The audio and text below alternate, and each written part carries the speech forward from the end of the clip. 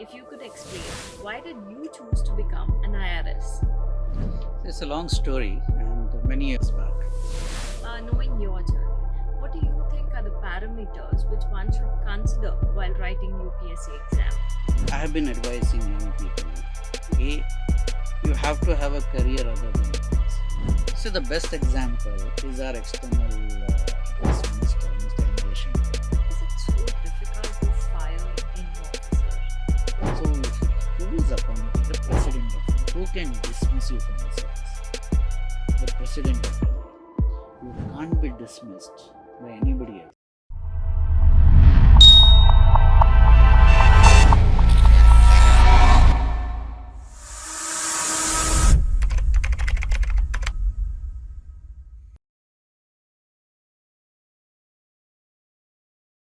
Welcoming you all to the poster show. Today with us we have Mr. DB Mehta, who's been an ex-IRS and he's going to share his UPSC journey. We shall know more about his experiences from him. Welcoming Mr. DB Mehta. So, first I would like to know a little about yourself. If you could explain, why did you choose to become an IRS? It's a long story and many years back. So I was a practicing chartered accountant. I used to interact with the income tax department. So I used to see very young officers being assistant commissioner of income tax. And this was in Mumbai, then Bombay. And interacting with them, in the course of conversation, the officer mentioned that this is the not only India's most difficult exam, but perhaps the world's most difficult and competitive exam. So that triggered my imagination because I love challenges. And I had absolutely no idea about what are the career options, what is UPSC, what is the method of examination.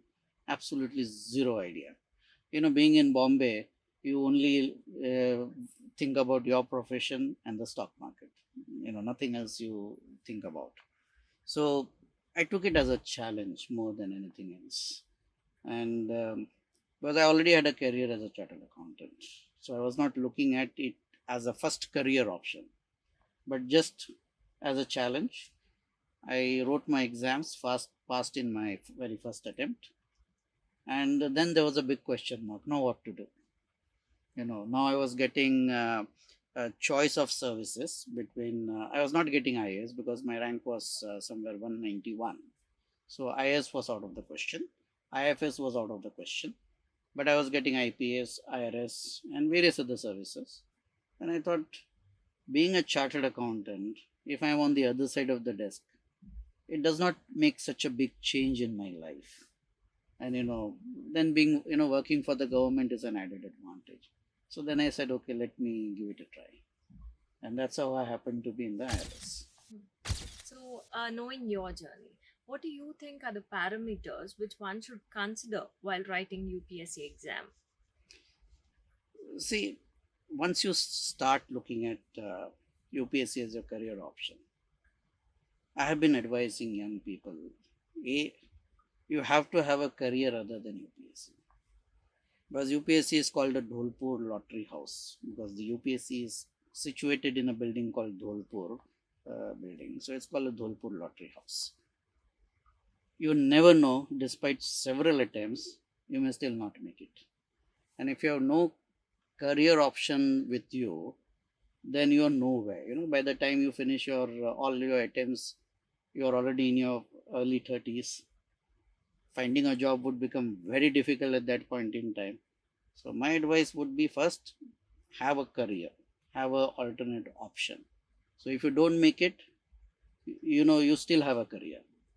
And those who have this passion for working for the government, experiencing our country, working in different parts of the country, or even where you feel or have a passion to do something for your nation or your people, then UPSC is the right option for you.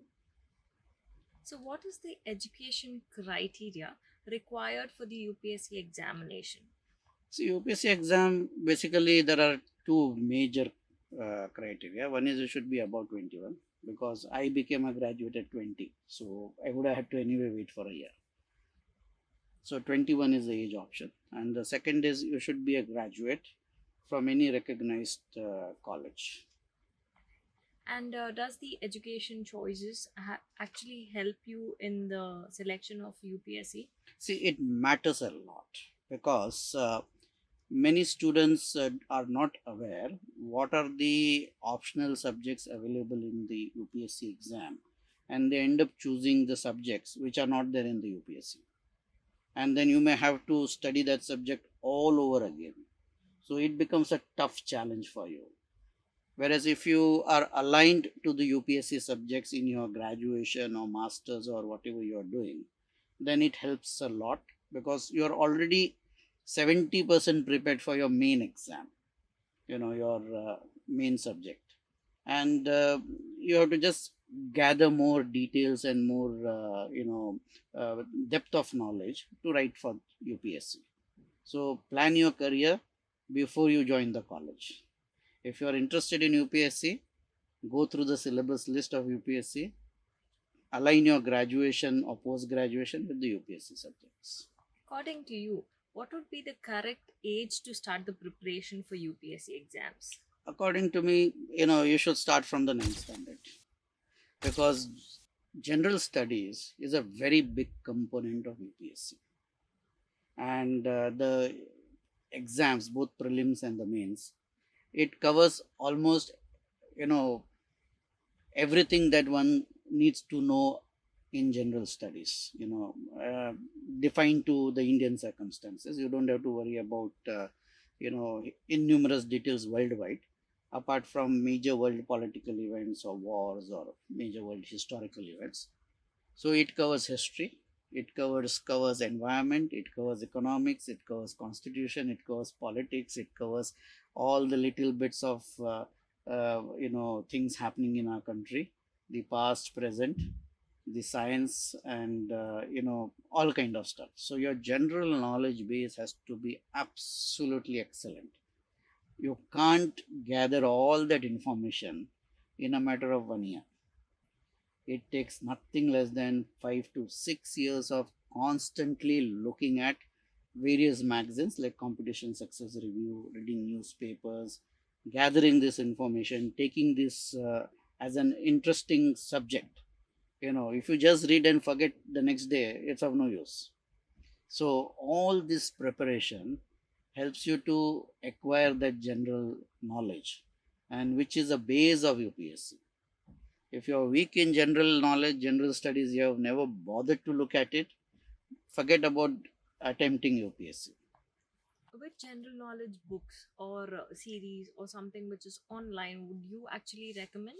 See, I used to read those days, and I'm talking about this almost 35 years back. Mm-hmm. We used to have magazines called Competition Success Review, which would come up with a lot of general knowledge tidbits.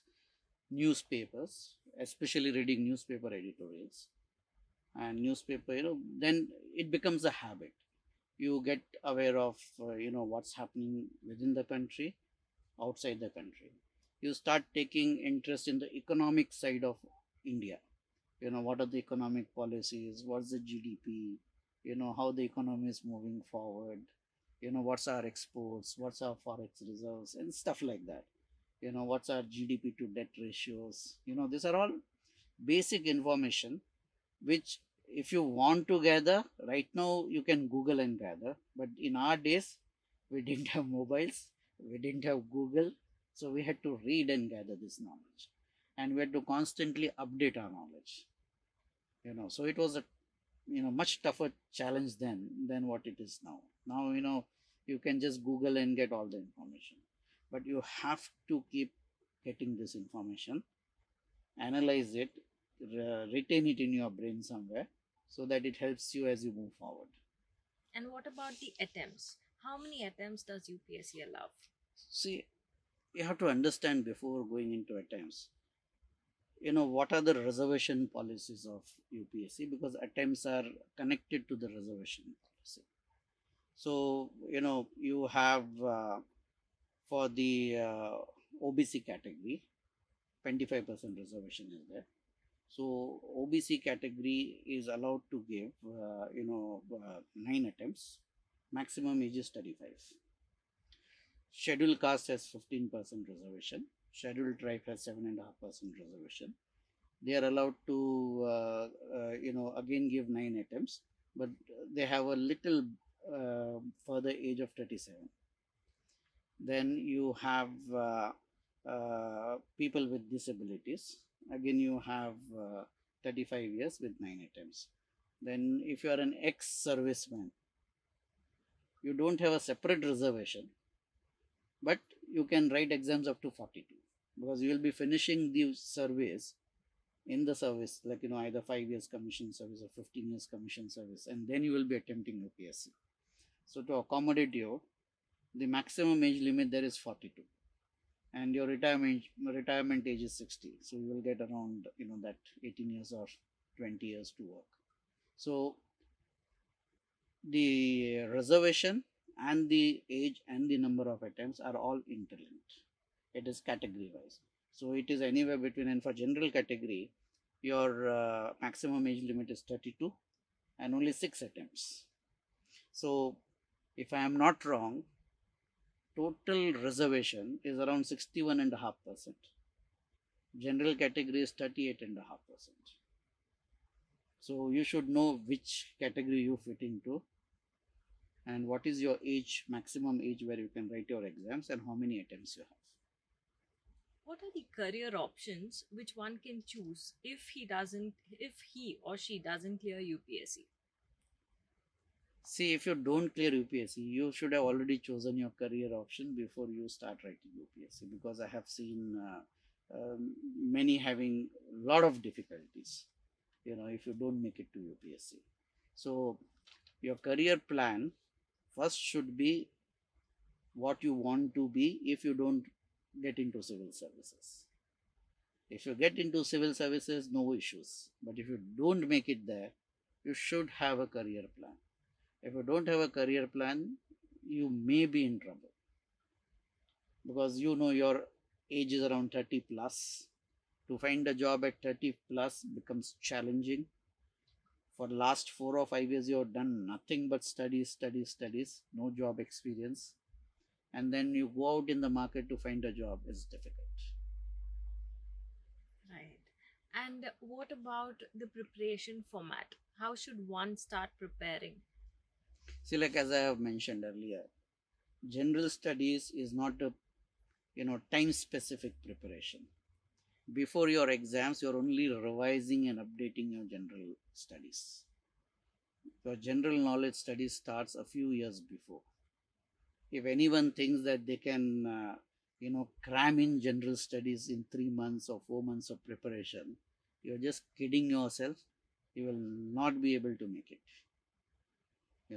So general studies preparation starts much earlier. As I told you, that your graduation or master's program, whatever you do, that subject should align with your UPSC main exam, so that almost 70% of your subject. You need only 30% to cover up. So that takes maybe just 3 months preparation, and rest all is general studies and languages. There is nothing, no other paper.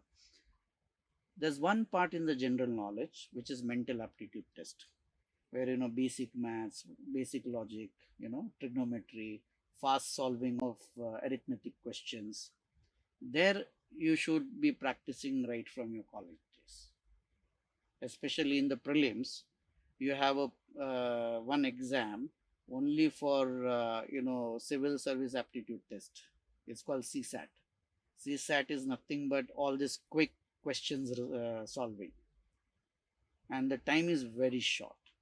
You have to finish 80 questions in 3 hours. Not even 3 hours, 2 hours. Yes, 2 hours. Now 80 questions in 2 hours means you have 1.5 minutes for each question. And if you have not practiced, you are in trouble. You won't be able to finish it. I think the same goes with essay writing. Essay writing also, you have to practice. Because essay writing is part of your paper one in the main exam. and you have to practice essay writing, comprehension, analysis of a topic given to you. This all we study in our school, you know, but we study at a basic level. You have to keep enhancing that level so that you become almost close to a professional in writing essays, in analyzing the topic given, and and there's one particular question where you have to write in a particular number of words in very concise manner the topic given to you. So you should know how to write with the right choices of word to convey what you want to convey in a very concise and precise manner. So this all comes with practice. How do you find the civil service coaching mafia? See, I didn't join any coaching, and I would suggest do not join any coaching. There are plenty of books available. Point one. Point two, each state, whichever state you reside in the state capital, the state government itself has a kind of a study circle where a lot of UPSC aspirants come meet and study together, you know, and that helps you a lot because you're interacting with other students, you're studying together. So students, while talking, discussing, help each other out. So that's the right way of studying. For the interview, if you want to have a brief coaching how to appear for an interview, because most of the people might be appearing students for the first time in their life for such a big interview, and that is a drawback. You should have that practice of being interviewed, so you should be able to precisely say what you want to say in that short span of time and give the right answer. So I would suggest interview coaching, yes. You can go for a 1 week coaching or 1 month coaching depending on your level of comfort, but coaching for prelims and mains, I would say no, because this coaching centers are charging a huge fee. They are not actually training the way you should be trained, and as I have told you, preparation starts much earlier. Coaching centers can't help you, and if coaching centers could help you, you could help yourself. So try to stay away from the coaching centers. Do you feel the UPSC preparation or the selection is a fair process? I would say broadly yes, because the system is so designed and transparent. It is broadly yes, but there can be some 1 or 2 cases here and there, where say the examiner, maybe your relation who is supposed to examine a particular paper, and there can be ways and means to convey to him that this is your paper. In that, some such rare instances can happen. The other rare instances can happen is the chairman of your interview board, maybe your uncle or your parents friend or someone, so he may be little favorable towards you. Apart from these minor uh, things, there is no major issues with UPSC. It's very fair, very transparent. If any small favors are done, it's at a personal individual level, but it does not affect the overall scheme of things. How do you feel one should prepare for the interview round, and how somebody who scored less in the first round could make it up in the second round? That's the interview one. See, in the interview, there is no second round. It's only one round. Okay. So you don't have a second chance. Okay. Point one. Point two, the questions will revolve around A, your main subject which you have taken in UPSC. So if you're from commerce, you would have taken something from commerce, or if you are a electrical engineer, you might have taken mathematics or something like that.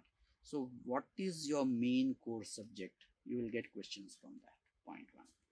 Point two, you will get questions a lot from the current happenings in our country, be it political, be it economic, and things like that, be it Supreme Court judgments, major landmark judgments, and things like that. So general knowledge is part of even the interview.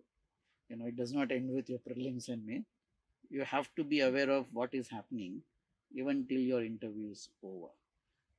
And the third thing they'll take care of, in the questioning student, is your hobbies or your job where you're working.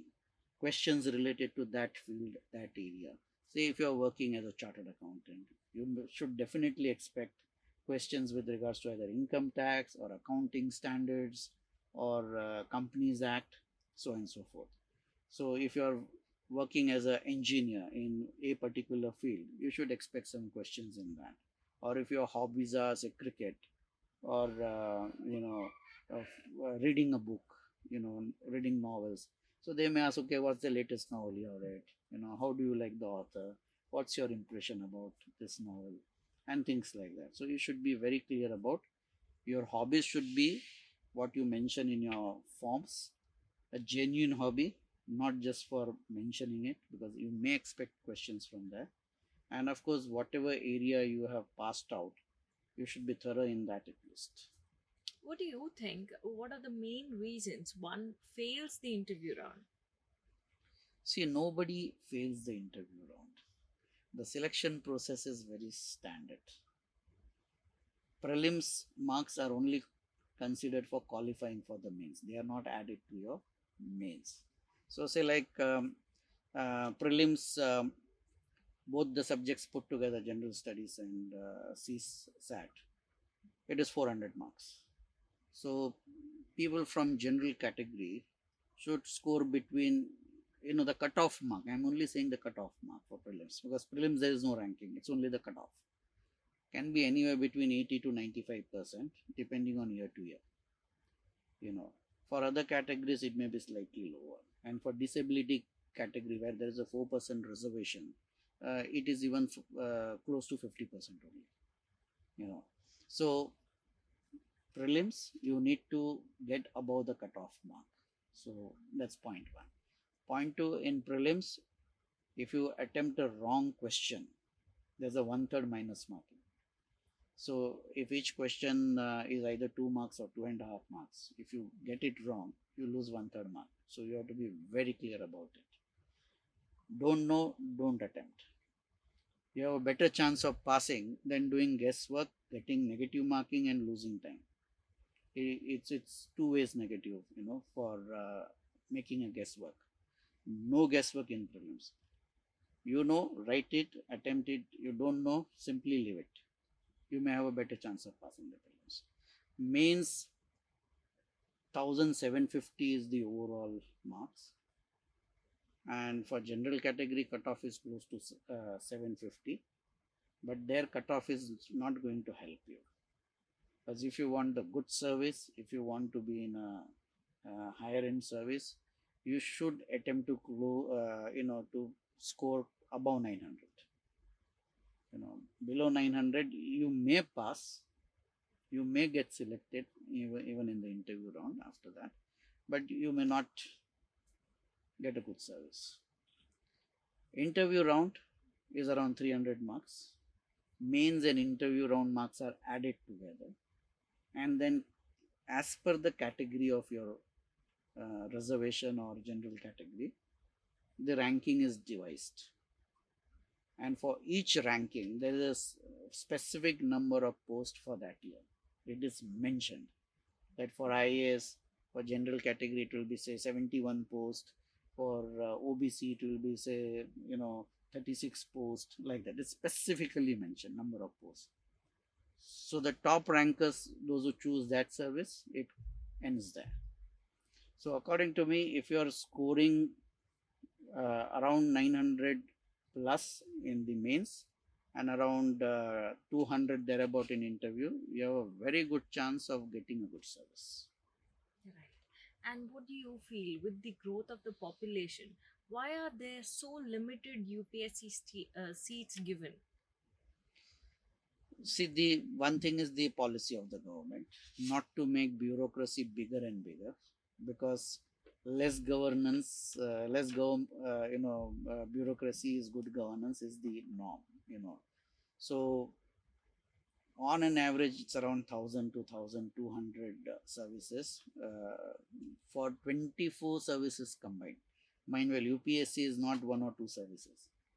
You can choose out of 24 services depending on your ranking and your personal preference. So, and it covers all the states and union territory. So you have 3 all India services, which is IAS, IPS, and IFS. You have, if I am not wrong, maybe around 18 or 17 Group A services, which includes IRS, which includes Indian Audit and Accounts, Indian Railways, and Indian Postal Service, Indian Trade Service. So many other services are there. And then you have Group B services, which includes IAS and IPS category service, but in Group B for union territories, because IAS and IPS is only for states. So for union territories, there is another category of service, and one or two other services in Group B. There are 4 or 5 in Group B. In all put together, 24 services. Right. And what are the perks for each of them? Like the pros and cons in each Group A as well as Group B? See, the Group A service people, if you have, say, 35 years of job when you join, you're sure to retire at grade 17, or even if you are lucky enough, you can go to grade 18 of the pay scale. Group B services will be 1 or 2 scale below, because there's not only the ranking gap, but the pay scale gap also. There's a minor pay scale gap between all India services, which I said IAS, IPS, IFS, and Group A services. There's one gap below. So central services, most of them retire at grade 17. They may not be able to go to grade 18. And those services are different completely. So say like your starting pay for Group A and All India services would be around 56,000 rupees plus DNS allowance plus HRA plus other allowances.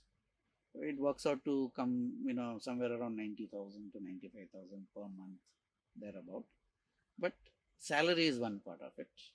But you will get housing, you will get transport, you get telephones and other things, other benefits. And the best part is the work you do. You at the end of the day, you feel happy about your job. Compared to, say, if you're passing out in say IIT. A lot of IITians, by the way, also come into the civil services. So if you pass out of IIT, you may get a package of 20 lakhs, 25 lakhs, which is much higher compared to what you get in UPSC. But the job satisfaction in UPSC is, far outweighs the financial perks you get in private jobs. Right. And what about the Group B, sir? Group B also gets all the traveling allowance and the house allowance and They everything? get everything, Okay. but one level below. Okay. So, there's a pay gap also. It starts with around 20,000, 15,000, 20,000 pay gap differential to begin with. It ends with around 50,000 pay gap, when you retire. So say like today, those who are in all India services or Group A services, they will be getting close to 4 lakhs plus HRA if they opt to not to take government accommodation. But now HRA is very high, So say like people who have their own homes or houses, they won't stay in government accommodation. They can take HRA.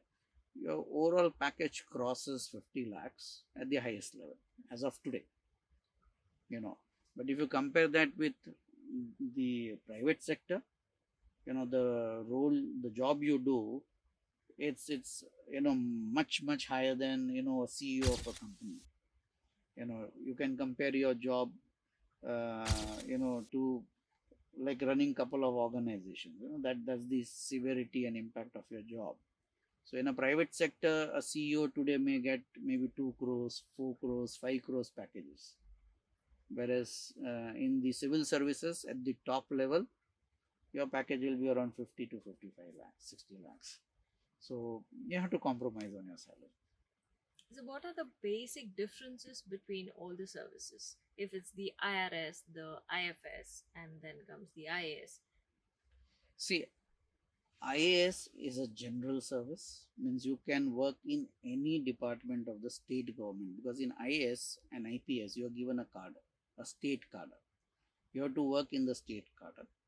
You can go on deputation to the central government, but otherwise you are assigned a particular state. And once you get into a particular state, you have to pass the local language of that state also, because you should be proficient. Say if you're given Karnataka as a cadre and you're a North Indian, you don't know Kannada at all, you will not be able to work in Karnataka. So you have to pass that exam. It's a qualifying exam in the local state language. You have to pass that exam. So in IAS, IPS, you are assigned a state. In other services, you work all over the country. You can be posted anywhere, any part of the country, you can be transferred anywhere. So this is how the scheme of services work. What about the IFS and how are they privileged with the diplomat passport? See, IFS is a very sort out of the service. It has glamour, and you get a diplomatic passport. You are allowed to take your family with you. Your children can be educated in international schools or international colleges. Your pay packages, if you're posted out of your country, is comparable to that country. You're paid in dollars or whatever. So you have a couple of advantages there. Your pay packages are better. It's a glamorous service. You're representing your country in the global platform, whichever country you are working at. Then just by the time you finish your career, you're about to reach a particular level, you start off being ambassadors of your country in first smaller countries, then you go to bigger countries, and if you're lucky enough, you may retire as an ambassador to the US, or to maybe even China or Australia, some big country, where you are being an ambassador, you are really taking care of India's foreign policy, India's trade with that country, the Indian diaspora in that country, a lot of other issues. It's a very, very prestigious service, and because you're carrying a diplomatic passport, you have that privileges of travel, of not being bothered by, you don't have to worry about the local police and the local law and order situation. You have protection. Those privileges come in as being a diplomat. So it's definitely a very, very sought after service. Can being a honest officer actually make it to the top without compromising his values? So the best example is our external affairs minister, Mr. M.J. Shankar. He was in the IFS service. He had a stellar career. He was noticed by none other than our Prime Minister when he was a bureaucrat. And post his retirement, he just gets a call to join the cabinet rank, straight away External Affairs Minister. So being honest is not an impediment to rise to the top. You may come across a couple of bureaucrats who might have risen to the top and whose credentials may not be, very, maybe a bit compromised, or people who have political contacts or, political lineages, and they may also rise to the top. But if you're honest, you will rise to the top, you will get noticed by the system, because finally, to run this country, talent is required, honesty is required, and there is nothing like, if you are honest, you may not be able to reach to the top. Somewhere the impression gets created in our minds, because this is the way bureaucracy and politics is depicted in our Hindi movies, and we carry that impression with us, but that's highly exaggerated and far away from reality. How do you find how important is the family support while one is preparing for the UPSC examination? Very, very important. It's a very good question you have asked. There are two ways of looking at it. A, the pressure from the family itself. Because when you're appearing for UPSC, you're not only living your dream, but you're living your family's dream also. Because they want to see you as, IAS, IPS, or, some respectable service. And that slowly starts becoming a pressure on you because you don't want to let your parents down. And the near and dear ones also start looking at you, your uncles, your aunts, your cousins, and the pressure starts building on you because they also all expect you to pass and get into the IAS. And if it does not happen in your first attempt, you know the pressure on you on the way while attempting the second time is even higher. The second pressure on you is inbuilt pressure, your career, your life, and you know how important it is to get through this UPSC. So the most important aspect is how to keep these pressures under check. How do you ignore these pressures and keeps preparing for your exams?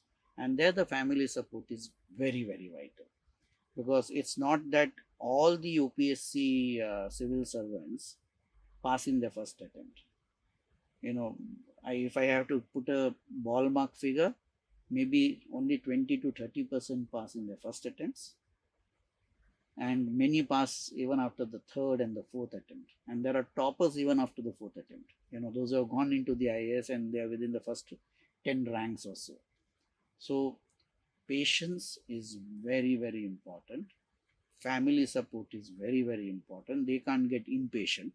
They can't say, "Arey, 3 attempt ho gaya, abhi to kuch kar lo." If that is the way family builds more pressure on you, you are doomed. So family also has to be very, very patient, keep encouraging you, keep giving you financial support. See, when you're preparing, you are not earning, you know, and you need financial support. You have books to be bought, you have hostels to pay for, studies to do, and so on and so forth. So financial support is required. Emotional support is very, very important for you, and a stable family support gives you that stability in preparing. Because if you're in a disturbed phase of mind, and when you're preparing or writing your exams, you will not be able to do it properly, and that will show in your outcome of your results. So it's nothing else is as important as family support. Your intelligence comes second, family support is the first, hard work is the third. So all three coming together, you will definitely make it. How should one actually maintain their health and physical fitness along with their mental fitness while preparing for the examination? And what is the part of spirituality also in that? See, physical fitness and mental fitness go hand in hand. So when you're preparing for UPSC, it doesn't mean all studies and work and no play. You should have predefined timing. What is your study time? What is your relaxed time? And what is your play time? Playing a sport is very, very important. Exercise is very, very important. By any chance, if you have learned meditation, it really helps to calm your anxieties down, and all this help you in getting very sharp when you study. And if your physical fitness is not great, your mental fitness will not be great. Food is a very important aspect of your health and mental fitness. If you eat the right food at the right time, A, your health remains good, you don't fall ill. B, you don't waste time just feeling not so well and and things like that. C, during your exam days, be relaxed. If you feel that you will pass your exams by sleeping only 2 hours or 3 hours in the night, forget about it. That means you're not prepared. You cannot pass UPSC exams by sleeping for 3 hours, 4 hours. You should have your minimum 6 to 7 hours sleep before every exam. And I would say even 2 weeks before the exam starts, so that your mental balance is perfect, your health is very good. Because if you're not well for one paper, if you have fever on that day, your whole year's efforts may fail you just because that one day you're not well. So, fitness, health, everything is very important, and it all comes through a discipline and daily routine. You can't suddenly become fit just 2 months before your exam. You have to follow a daily routine and strict discipline to remain mentally and physically fit throughout the year. That's the mantra. That's really good for all the youngsters who are watching this. What do you think would be your favorite service if you were given a choice to choose? See, being a chartered accountant, I felt IRS was the right fit for me because it fits into my career studies, my mindset, and stuff like that. I would have been happier if I would had that higher rank to get into IAS, and because I was already a practicing chartered accountant, I had only given one attempt. I didn't want to devote too much time in IAS because IAS was never part of my scheme from my college days. It just suddenly happened, and I just wanted to give that one try. So I was lucky enough to pass in that one attempt, but I felt IRS would suit me the best. I was getting IPS, but I didn't feel like taking IPS because it was not fitting with my personality or my mindset or my educational background. So I chose IRS compared to IPS, and I was extremely happy with IRS. How have you seen the government policies and the whole Indian bureaucracy changing 35 years back to now? What are the drastic changes that you have seen?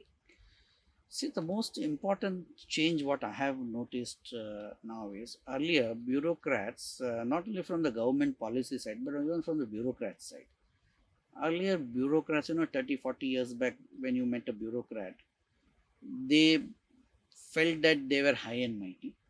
They behaved accordingly. The MyBab culture came into the system where a ordinary citizen, for him, IAS or an IPS was like a MyBab, or for a businessman, an IRS was someone who would give him sleepless nights, you know, and so those days are over. Now people behave normally.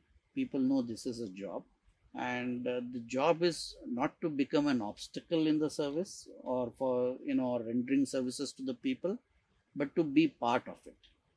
So they are more accessible, more approachable, people friendly, people oriented, and they want to see that the policies reach out to people and they are properly executed. So that's a big mindset change in the bureaucrats also. Coming to the government policy, government, there are two aspects. One is the government, other is the politicians who run the government. So the policies are becoming more and more bureaucratic friendly. Now the trust the government has in bureaucrats is much higher. They don't look at every bureaucrat is in it for ulterior motives, and uh, when you do any kind of a high profile job, there are possibilities of making a mistake or not understanding the given situation rightly. So you cannot be completely punished for it. Okay, you may have a little setback in your career because of that, but your career can't be wiped out because of that. So now government understands that, and they are very friendly, in terms of looking at things dispassionately rather than looking at one mistake means your career is over. Politicians unfortunately are going the other way. Earlier, politicians were giving very, very free hand to bureaucrats. Interference was minimal. But as everything becomes very hyper, and every politician wants, his place, his constituency to get all the benefits, and he feels that if he does not interfere in everything, work will not get done or things will not get delivered. So a lot of interference is being seen through the politicians, and the bureaucrat has to handle it professionally. He knows where to draw a line. He knows how much space to be given to politician. So both work as a team rather than work against each other. So bureaucrats have also learned this way of taking politicians' viewpoints along, and rather than looking at it as an interference, to look at it as a collaboration, but in the right sense of collaboration, not collaboration in the wrong sense, where you Yeah. collaborate to uh, profit for yourself or the politician. That's not the way I mean. There are some people who do that as well. We maybe we are all we read all this thing coming in the newspaper, things happening everywhere, but I feel that atmosphere is more progressive now, more people oriented now, and more understanding now than it used to be, say, 20 years back or 30 years back. What are the punishments, as you said, which one bureaucrat could get? See, once you are a government officer, unless and until you're caught in corruption cases or you're caught in some other severe violation of civil service conduct rules, your job is permanent. Nobody will be able to remove you from your job. So job security is definitely there. Every year, every bureaucrat, his annual confidential report is written by his senior. So if your performance is good, you will get a good ACR. Your promotions are more or less time bound, provided your ACRs are good. But if your ACRs are negative, and to get a negative ACR means you should be really doing dumb things. Otherwise you won't get negative ACR. Then only your promotions may get delayed, and delayed promotion itself is a punishment. But if you're caught by CBI or by vigilance people for corrupt practices, then you have to face the music. So not only the departmental music, you may have to face cases under the Prevention of Corruption Act, and if you're convicted, you may even go to jail. You know, so otherwise, the career option, civil services is pretty safe, pretty secure, pretty good. What is the time bound for the transfer or the promotion? And does it vary for each service? It's more or less same across the services, and as I have mentioned to you, you enter at a particular scale. You reach up to scale 18 in all India services, and you may reach scale 17 in central services. You may reach scale 15 or 16 in group B services. So it's a time bound promotion, batch by batch promotion, because every service will have a batch. And in that batch, your UPSC ranking holds good. So that is how UPSC ranking is important even in your batch. But say, like in a state like Karnataka, if there are 4 batchmates posted in a particular year, all 4 have a rank. But to be a chief secretary, there's only one post. All 4 can't become chief secretary if the age gap is virtually the same. Only one has to be. So one who has the highest ranking and no negative ACR will reach the top post. Other 3 will retire as additional chief secretary. Provided your career is good, no negative ACRs, you have good report everywhere, and a lot of checks and balances are there before you are given ACS post. A lot of clearances have to be taken from vigilance department and other places, and the right man should head the topmost post. That's the criteria. But your rank is the most important factor in that, which you get in UPSC. So it determines whether in the end you will reach the topmost post or not. Okay. And apart from the rank, what are the other criterias which are looked at when the promotion is given? Your good ACRs. See, initially for first 15-20 years, you don't need any extraordinary capabilities. Once you are in the service, if you do your work properly, that's good enough for you to keep getting promoted. You may not be satisfied with your job or performance. Others may feel you can do better, but you will still get promoted.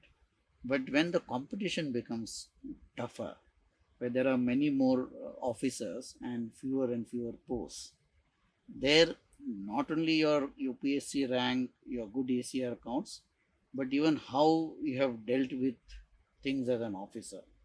Whether you can be termed as an excellent officer, whether you can be termed as an officer who can deliver, who can get things done, who can handle complicated issues, who take everyone, people from all political hues together, and who is able to perform, those things come into the play, because by then even politicians and others know what your talents and inherent strengths are, and it helps you.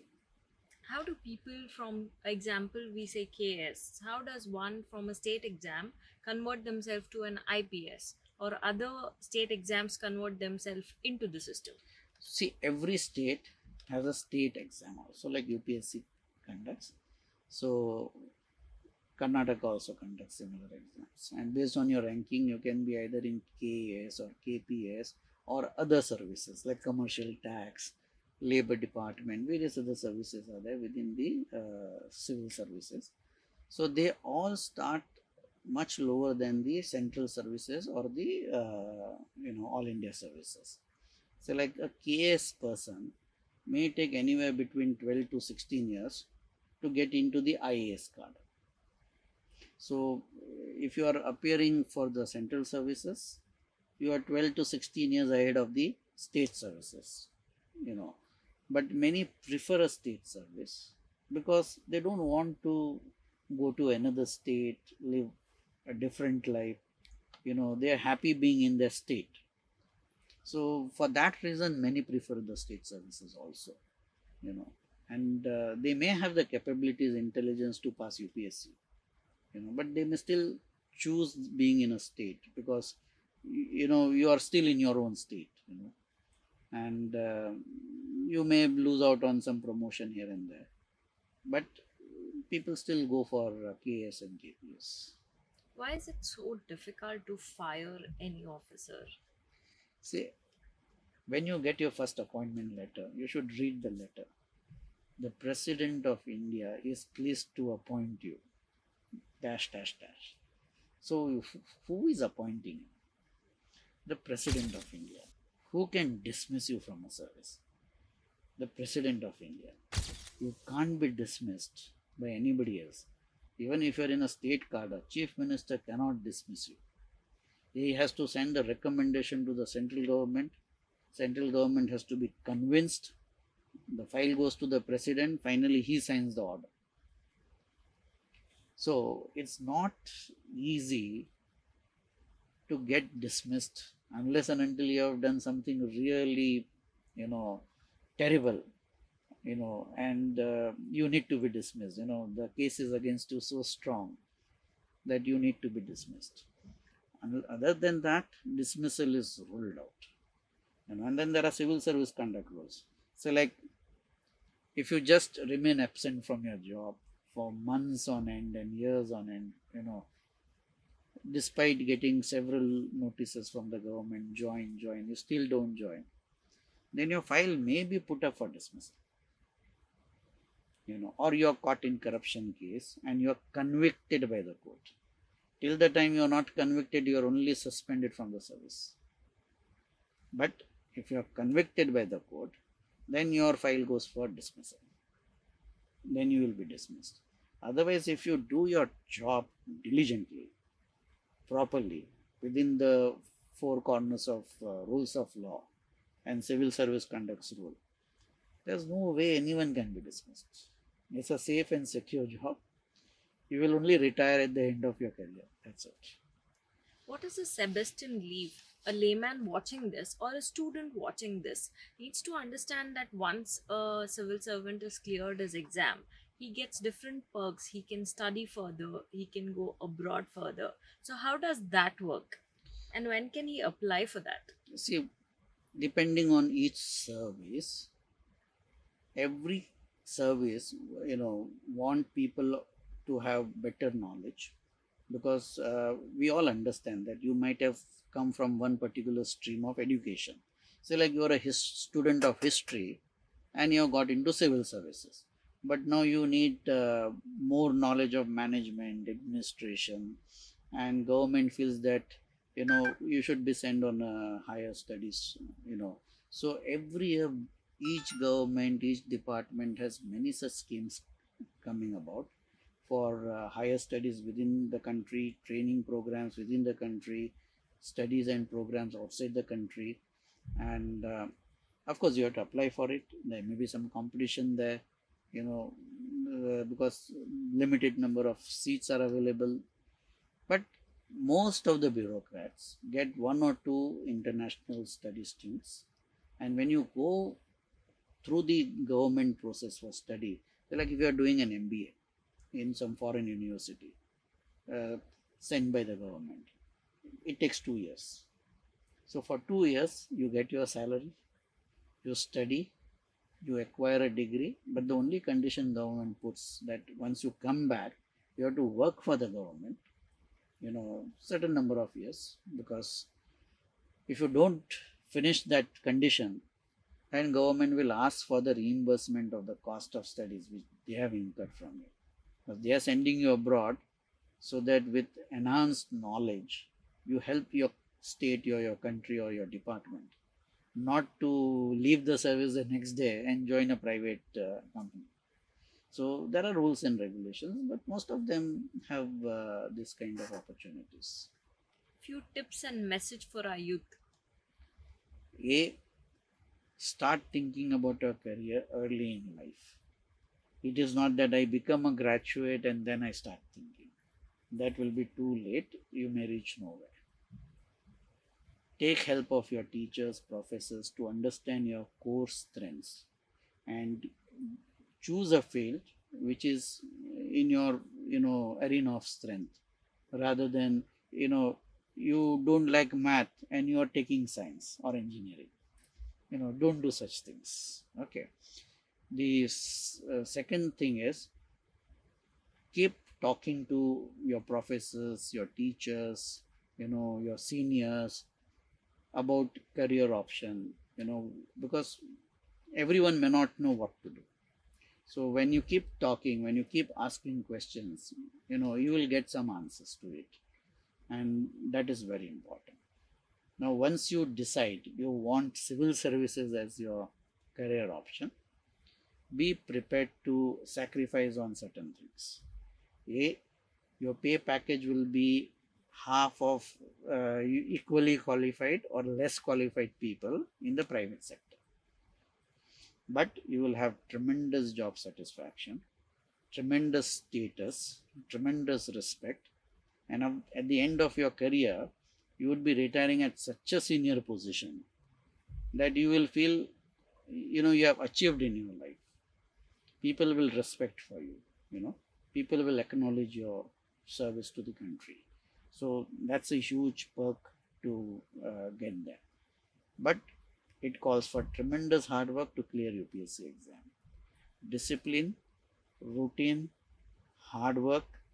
Hard work does not mean studies only for during the exam time or 3 months before the exam. Your preparation starts much earlier. You will need guidance.